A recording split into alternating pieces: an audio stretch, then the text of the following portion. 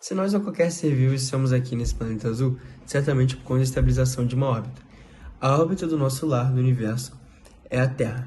Ela nada mais do que um grande, ou nem tão grande assim, corpo celeste presente no sistema solar, que em algum momento, há mais ou menos 4,5 bilhões de anos, a sua estabilização nos ofereceu uma órbita muito parecida com a que temos hoje, que é girando ao redor do Sol a cada 365 dias e algumas horas. Em todo esse tempo, muita coisa aconteceu nesse planeta, incluindo o nosso aparecimento nele. Entretanto, com certeza nós não fomos os primeiros seres a modificar esse mundo e nem seremos os últimos. Apesar de cada um de nós ser único e especial, não passamos de uma das versões da vida dentro de várias existentes que se apresentaram física e biologicamente de diversas formas. Isso que conhecemos como ser humano. Essa composição de átomos que formam pele, músculo, cabelo, órgãos e etc. É apenas uma das milhões de formas possíveis de vida. Outro exemplo de vida é uma planta, que nós, Homo sapiens, somos tão vivos quanto qualquer uma delas. Outras vidas na Terra são tão simples que só conseguimos ver através de um microscópio. Um exemplo disso são as bactérias. Bactérias são vivas, têm o seu próprio metabolismo, fazem suas próprias reações químicas e se reproduzem. A origem da vida é um dos maiores mistérios da ciência. Embora existam várias teorias e hipóteses, o processo exato pela qual a vida surgiu na Terra ainda não foi completamente elucidado. No entanto, os cientistas propõem uma série de ideias fundamentais para entender como a vida pode ter sido originada e as características que definem um ser vivo. Os primeiros seres vivos da Terra eram muito parecidos com as bactérias, mas só que sempre há um porém. Para que seja possível nós conhecermos como a vida surgiu, primeiro é necessário sabermos que tem que ter uma molécula que se agregue e se replique com outras moléculas ambientes, assim formando várias cópias. Não é do entendimento da ciência humana o porquê desse processo ocorre, mas sabe-se que ele ocorre em qualquer e todo ser vivo terrestre. Tal movimento ocorreu no planeta há cerca de 3,8 bilhões de anos atrás e ocorreu em um ambiente submarino.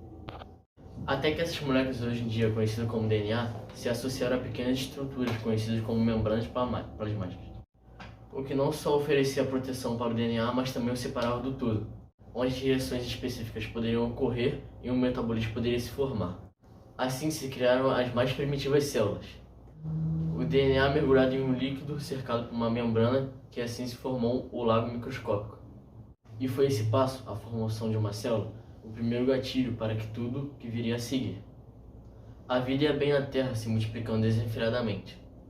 Foi quando um evento tão importante quanto o surgimento da vida ocorreu. Iniciou-se uma interação íntima entre seres vivos, ao ponto de um viver dentro do outro. Essa simbiose deu origem às células eucariontes, que não possuem apenas membrana plasmática, mas também órgãos celulares com a mitocôndria. Essas células mais complexas não estavam tão satisfeitas com a simbiose. A partir destes momentos, elas já poderiam se juntar a outras células. Assim dividindo tarefas, como por exemplo, enquanto uma poderia captar alimento, a outra poderia proteger o grupo. Agora já é existente a vida multicelular na Terra. 400 milhões de anos após esse evento, ocorreu a explosão cambriana. Uma explosão de vida fundamental para que os seres vivos se transformassem de forma progressiva. Registros fósseis começaram a se mostrar em maior escala e de formas diferentes. Os trilobitas são os seres mais conhecidos dessa época. Seus fósseis são vendidos em feiras de rua ao redor do mundo. Por volta de 500 milhões de anos atrás, seres vivos começaram a explorar as praias ao sair dos mares, já que a predação era mínima, uma vez que não ainda seres vivos terrestres. As áreas secas ainda não haviam nenhum ser vivo, nem planta, nem animais, nem nada. Apenas um gigantesco descampado de pedra. Mas quando a vida encontra um desafio, alguns seres vivos vão, evidentemente, ter vantagem sobre os outros. Foi isso que aconteceu. Não só os animais, mas também as plantas foram se espalhando pelo ambiente seco do planeta. O que aconteceu há 465 milhões de anos foi o que possibilitou a vida animal fora da água. Para que os animais pudessem se distanciar do mar, seria necessário que houvesse alimento em terra, o que as plantas fornecem.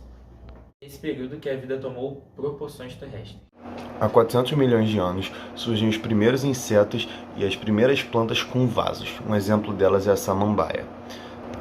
Só há cerca de 180 milhões de anos surgem os primeiros mamíferos, seres que alimentam seus filhos através das suas glândulas mamárias. O mamífero mais antigo conhecido pelos cientistas é o Eomaia. E apenas há 130 milhões de anos atrás surgem no nosso globo as flores. E a flor mais antiga conhecida pelos pesquisadores e cientistas, vou ter que ler porque é muito difícil o nome, é Nanginganthus dendrostila. É a mais antiga que os cientistas conhecem. Comparando com a idade da Terra e com todos os processos que ela já passou, o aparecimento do gênero Homo aconteceu há pouquíssimo tempo atrás, há apenas 6 milhões de anos. De lá para cá, muitas espécies do gênero Homo apareceram, como por exemplo o Homo erectus e o Homo neanderthalensis, antes da nossa criação. Nós somos os Homo sapiens. A palavra sapiens vem de sapiência e racionalidade, que é o que nos diferencia dos outros animais da Terra. Mas o que é racionalidade? Não existe uma resposta clara e certa ou errada para essa pergunta e entra num campo de filosofia muito vasto. Por exemplo, para Foucault, o que nos diferencia dos outros seres vivos da Terra é a nossa linguagem. Nós conseguimos nos comunicar através da fala e assim temos uma visão diferente e uma vida diferente de outros seres vivos. Já para outros filósofos e pensadores, pode ser a percepção da passagem do tempo, que outros animais não conseguem ter e nós conseguimos. Mas para a ciência, que é o que importa, existe sim uma resposta, e a mais aceita é a linguagem, a consciência e a capacidade de analisar seus atos, executar suas tarefas, planejar as atividades e colocá-las em prática. Nós, seres humanos, desde a nossa aparição, há cerca de 10 mil anos atrás, da forma que somos hoje, viemos dando saltos e saltos com a nossa tecnologia.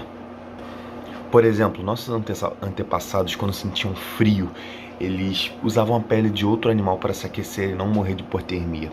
Quando eles sentiam sede, eles armazenavam barris de água embaixo da terra para poder preservá-la e não morrerem de sede. É fato que dominamos todas as áreas terrestres do planeta Terra, mas não dominamos a área aquática, visto que só conhecemos 5% da mesma. O que podemos tirar de conclusão disso? Simples. Apesar do fato da vida ter vindo da água, hoje nós não conseguimos viver lá nem se quisermos, o que mostra que a vida se modifica com o tempo e se adapta dependendo das suas necessidades. Os seres vivos possuem uma composição química complexa, sendo ela constituída de matéria orgânica e inorgânica. A matéria orgânica é proteína, açúcar e gordura, e a inorgânica sais minerais, água. Seres vivos possuem pelo menos uma célula. Todos os seres vivos são compostos de uma ou mais células, tendo exceção como o vírus, que não possui nenhuma célula. Os seres vivos precisam absorver matéria o tempo todo do ambiente, no processo chamado nutrição, e eles absorvem essa matéria e transformam elas em energia. As moléculas que são absorvidas, elas são geradas para o crescimento do organismo. O metabolismo é o conjunto de processos que constroem as moléculas. O catabolismo é o processo inverso, que é a quebra das substâncias, e todos esses dois processos ele formam o metabolismo. Eles são capazes de se reproduzir e transmitir suas características para os seus descendentes pelo material genético, que é conhecido como DNA.